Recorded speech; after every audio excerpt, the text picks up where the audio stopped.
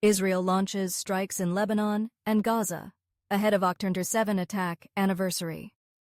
As tensions rise in the Middle East, Israel launched a series of airstrikes targeting Hezbollah positions in Lebanon and Hamas-controlled areas in Gaza. This escalation comes just before the one-year anniversary of the October 7 attacks, which triggered a widespread conflict in the region. On Sunday, rockets fired by Hezbollah bypassed Israel's defense systems and struck the northern city of Haifa, leaving multiple people wounded and causing extensive damage. Israeli media reported that the strikes also hit Tiberias, wounding 10. Hezbollah claimed responsibility for the rocket attack, saying they had targeted a military site near Haifa. In retaliation, Israeli fighter jets bombarded southern Beirut, marking the most intense attack on the Lebanese capital since the conflict with Hezbollah intensified. Israeli forces also struck Hezbollah positions across southern Lebanon and Bekaa.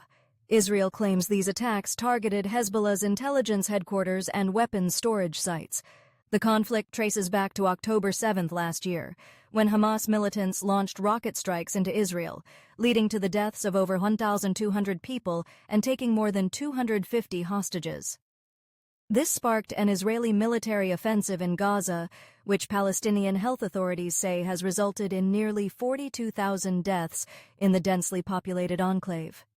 Demonstrations in support of Palestine erupted worldwide, including protests in Jakarta, Istanbul, Rabat, and major cities in Europe and the United States.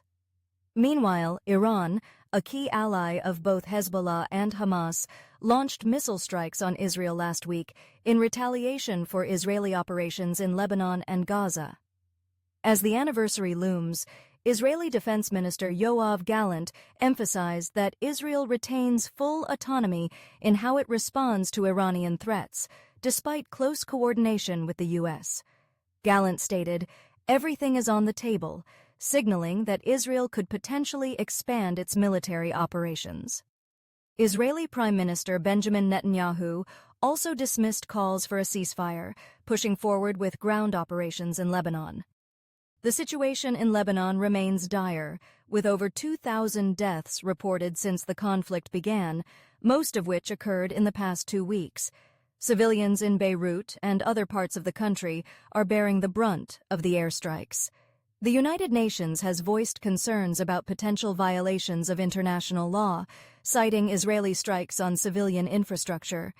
As the region braces for further escalation, the world watches closely, with fears that the conflict could soon expand into a full-scale regional war.